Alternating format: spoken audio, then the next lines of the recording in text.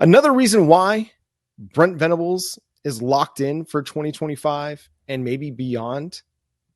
A lot of prospects are still really, really high on Oklahoma, and Brent Venables was discussed coming up next here on Locked On Sooners.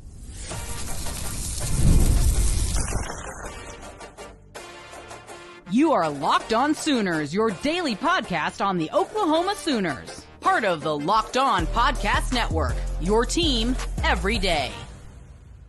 Again, thanks for making Locked On Sooners your first listen every single day. Shout out to all the everydayers out there. Tune in, subscribe to the show wherever you get your podcast. Thanks again to everybody for helping us reach 9,000 subscribers here on Locked On Sooners. Well on our way to 10,000. If you haven't hit that subscribe button yet, please do so and tell a friend, tell a family member to tune into Locked On Sooners. We're your team every single day. Recruiting.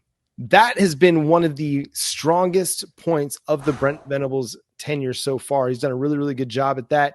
Locked in several 5-stars across his first couple of recruiting classes in the 2023-2024 cycle. We're seeing a guy like David Stone already start to make an impact.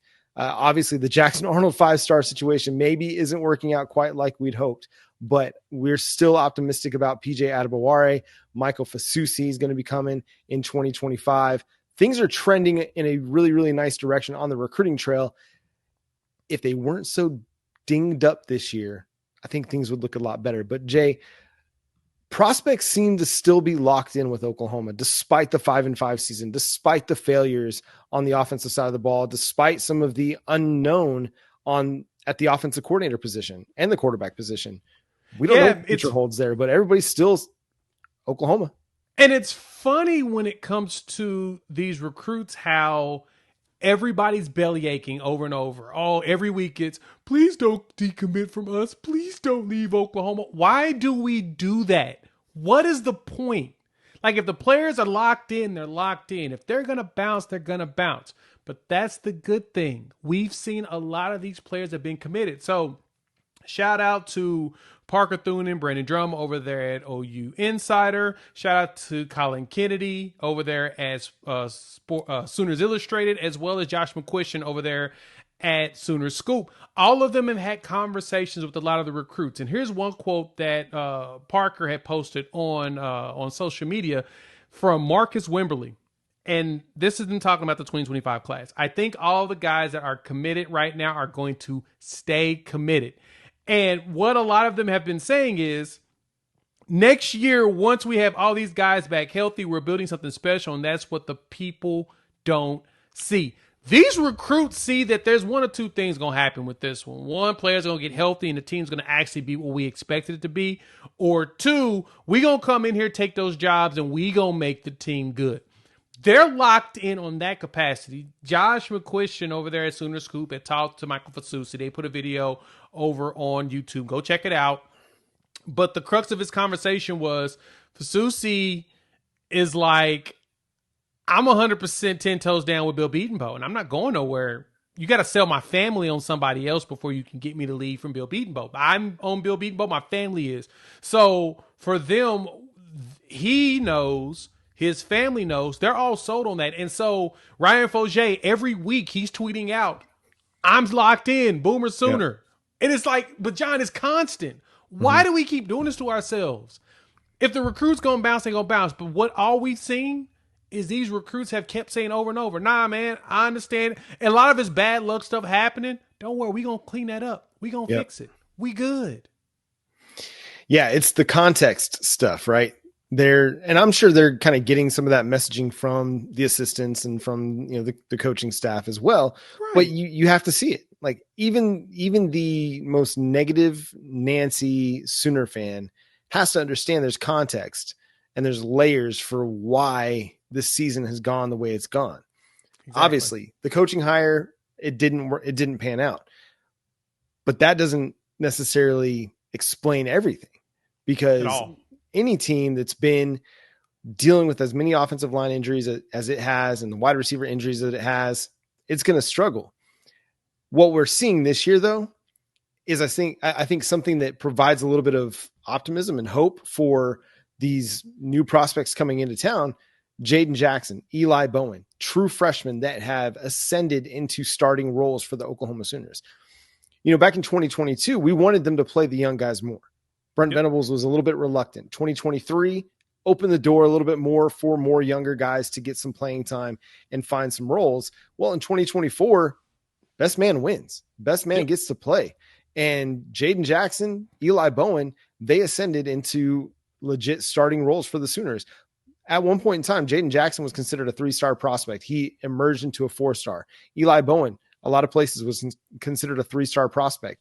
But they hit the ground running when they got to Norman in the spring of last year and just put their nose in the playbook, in the scheme, and learned it, figured it out. And now we have 2 true freshmen that are going to be cornerstone starters for you moving forward. So there's reason that a lot of these guys can look at that and say, hey, you know what? If I come in the spring of 2025, I hit the ground running, I learn the playbook, I figure out my responsibilities, I take care of my business off the field, I'm going to have a chance to be a contributor in 2025 and maybe help turn this thing around.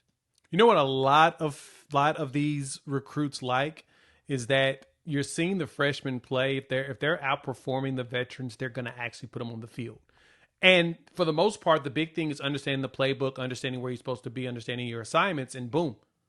They're seeing it like, okay, if I get in here in the spring and I learn the book, I can go out there and play too. I can outdo him. Let me go try that. And that's basically what they're seeing. They're seeing the opportunity to play early in the SEC and being able to shine. That is more important than anything else.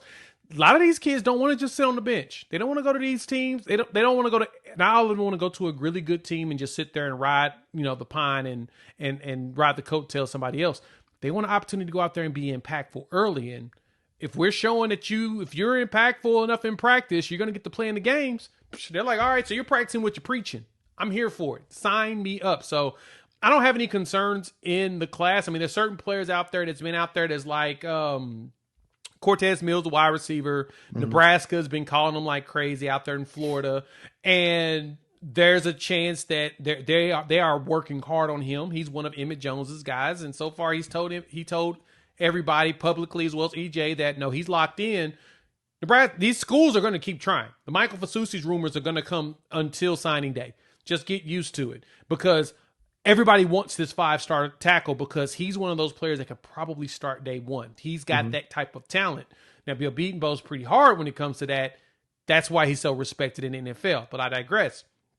You're going to hear about it. Get used to it. If you start recruiting top players, you're always going to hear about your players being courted by other schools. Because other schools are going to try to wave as much money as possible to get them because they don't want you to have them. Right. I'm cool with that. Like, I don't care that Texas and Texas A&M keep showing up for Fasusi. They're going to keep showing up to his games. They're going to keep calling him. And he's going to be like, I'm good, bro. I'm good. Yeah. And potentially the noise is only going to get louder over the next few weeks. Oh, yeah. Next 2 weeks is going to be brutal. And so don't flip. A lot of guys are going to be on quote unquote flip watch. But if they're out there publicly saying that they're good to go with Oklahoma, like it's one thing for some of these things to be like rumors or kind of innuendo that the recruiting analysts are kind of saying, but they're not direct quotes. Like these are direct quotes from players. I feel like you can feel pretty confident in that. You wouldn't put your name behind it unless it was accurate. Now, kids change their mind all the time. High school kids, they make decisions, but we don't see that happen as frequently with Brent Venables prospects as we do with some players for some other teams, some other programs. So listen, it's going to be a good recruiting class. I think it's going to hold together. I'm feeling pretty optimistic and confident about it. And again, a lot of it's going to come down to who's that big offensive coordinator hire that they're going to make and what does the quarterback situation look like moving forward. That's going to be the biggest offseason decision that Oklahoma is going to have to make here in a few weeks. They'll have to hit the ground running. Once the season is finished, you don't have much time to get that figured out before the transfer portal opens up and before signing day as well. One area that Oklahoma is kind of starting to figure out a little bit, that's the offensive line. Where do they go from here with the rest of the season coming up?